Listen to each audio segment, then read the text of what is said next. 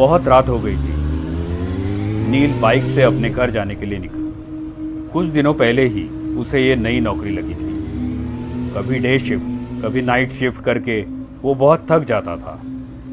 रात के करीब 1 बजे नील ऑफिस से निकला था। नाइट शिफ्ट से निकले बहुत सारे लोग उसे हाईवे की तरफ जाते हुए दिखे। नील भी उनमें शामिल हो गया, लेकिन हाईवे से उनके रास्ते अलग हो गए। सब लोग अपने अपने रास्ते चले गए। वो भी बाइक पर से निकला। कुछ ही देर में नील हाईवे पर आया। रात बहुत हो गई थी, इसलिए ट्रैफिक भी बहुत कम था। उसे अपने स्पीड पे बिल्कुल कंट्रोल नहीं था। कभी कभार ही उसे सामने से कोई कार आती दिखती थी या फिर ओवरटेक करती थी।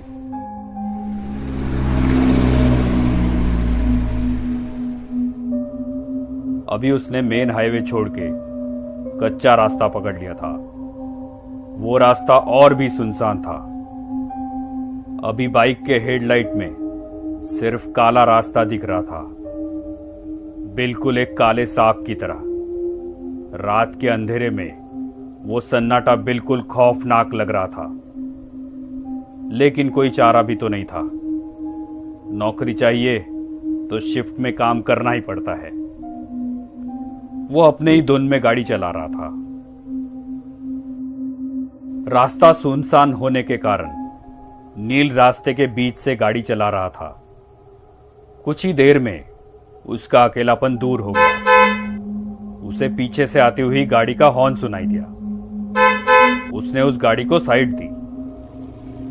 कुछ ही समय में एक कपल बाइक पर से उसे ओवरटेक करके चला गया। शायद वो पति पत्नी थे।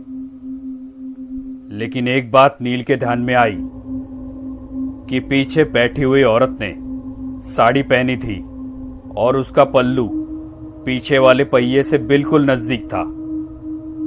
हवा के झोंके से वो कभी भी बाइक के पहिए में अटक सकता था, और अगर वो पल्लू अटक गया तो पता नहीं क्या अनर्थ हो सकता था। नील ने बाइक का स्पीड बढ़ाया और उस बाइक को ओवरटेक करते हुए कहा, बहन जी, आपका पल्लू पहिए में अटक सकता है। ऐसा कह के नील आगे निकल गया। नील के मन को एक राहत मिली कि मैंने किसी की मदद की, क्योंकि आजकल ऐसे वीडियोस कितने सोशल मीडिया पे आते रहते हैं कि एक लड़की बाइक पे बैठी है और उसका पल्लू बाइक के पहिए में अटक गया। दोनों गिर गए और जख्मी हो गए। ये सोच में नील था कि अचानक वही बाइक वाला फिर से निकल के आगे चला गया। लेकिन ये क्या, उसकी बीवी कहां गई? वो वहां नहीं थी। कहां गई होगी? नील ने गाड़ी का स्पीड बढ़ाया और उसे पूछा, भाई साहब, आपके पीछे बैठी हुई आपकी पत्नी कहां गई? उनका पल्लू बाइक के पहिए में अटकने वाला था, तो मैंने उनको बताया था। उस बाइक वाले ने अपनी बाइक साइड में लगाई। वैसे नील ने भी अपनी बाइक उसके साइड में लगाई। नील ने कहा, क्या हुआ भाई साहब, आपकी बीवी कहां है? वो पीछे ही तो बैठी थी ना। उस बाइक वाले का पूरा शरीर डर के मारे कपकपाने लगा। उसने कुछ नहीं कहा, सिर्फ अपनी डर भरी आंखों से पीछे मुड़ के देखा तो वो रास्ता और भी डरावना लग रहा था। नील ने उसे कहा, क्या हुआ, आप इतना डरे हुए क्यों हो? वो नील को देखते ही रह गया और फिर उसने पूछा, मेरे बाइक पर किससे बैठे देखा आपने? मतलब आप उसे नहीं पहचानते? मैं जॉब से घर जा रहा था अकेले, और मैंने किसी को लिफ्ट भी नहीं दी थी।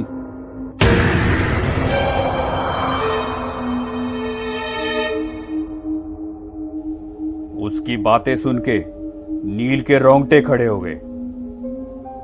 दोनों ने एक दूसरे को देखा और एक साथ पीछे देखा तो उन्हें रात की गहराई में एक धुंधली सी परछाई दिखी। वो देखते ही दोनों की आंखें खौफ से फटी की फटी रह गई। उन दोनों का दिल जोर जोर से धड़कने लगा था कि तभी सामने वाली बाइक ने हॉर्न मारा। दोनों की मानो सांस ही रुक गई। दोनों ने फटाफट बाइक स्टार्ट की और तेज रफ्तार से अपने घर की ओर बढ़ने लगे। नील घर पहुंचा तो रात के 2 बजे थे। वो अपने बिस्तर पे लेटा, लेकिन उसे नींद नहीं आ रही थी। अपने पूरे करियर में उसने ये चीज पहली बार ही देखी थी। रह रह के उसके मन में एक ही ख्याल आ रहा था, क्या मैंने जो देखा वो सच था? कितनी बार वो वही रास्ते से गुजरा था, लेकिन आज तक उसे ऐसा खौफनाक अनुभव नहीं हुआ था। बाइक पे बैठी वो औरत, उसकी लाल साड़ी, कैसे मुमकिन है ये? लेकिन ये अनुभव एकदम असली था। उसे तो अब अपने खिड़की के पर्दे भी उस लाल साड़ी वाली औरत के पल्लू जैसे दिख रहे थे। ऐसे लग रहा था कि बार बार कोई उसका नाम पुकार रहा है।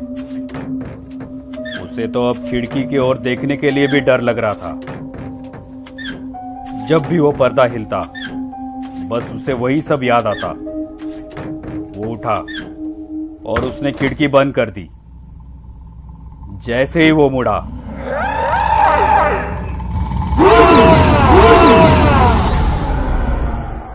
उस औरत ने नील के ऊपर छलांग लगाई। नील डर के मारे चिल्लाने लगा। देखा तो वो सपना था।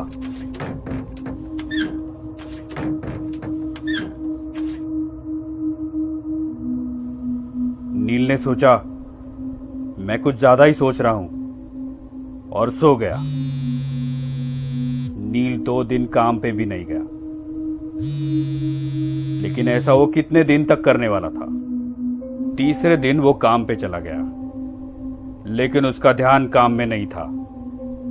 बार बार वो घड़ी देख रहा था। 12:30 बज गए। शिफ्ट खत्म हो गई। वो अपने बाइक पे बैठा, लेकिन उसके पैर कांपने लगे थे। सोच सोच में वो कब हाईवे से निकल के कच्चे रास्ते पे आया, ये उसे पता ही नहीं चला। अब उसे ज्यादा डर लगने लगा था। उसे सब याद आने लगा कि पीछे से एक गाड़ी का हॉर्न सुनाई दिया। नील के रोंगटे खड़े हुए। क्या वो औरत फिर से उस आदमी के पीछे बैठी हुई होगी? क्या वो मुझे फिर से दिखेगी? सिर्फ उसे उसके हार्ट बीट सुनाई दे रहे थे। शरीर पूरा पसीना पसीना हो गया था। दूसरी बाइक आगे जाने की कोशिश करने लगी। नील ने सोचा, मैं उसके पीछे देखूंगा ही नहीं। लेकिन आखिर उसने पीछे देख ही लिया, तो उसके पीछे कोई नहीं था। नील ने एक राहत भरी सांस ली। उसकी जान में जान आ गई।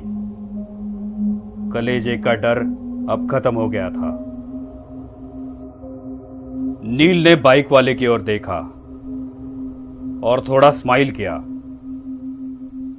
तो उस बाइक वाले ने अपने हेलमेट की कांच ऊपर की और बोला, बहन जी से कहिए उनका पल्लू पहिए में अटक सकता है।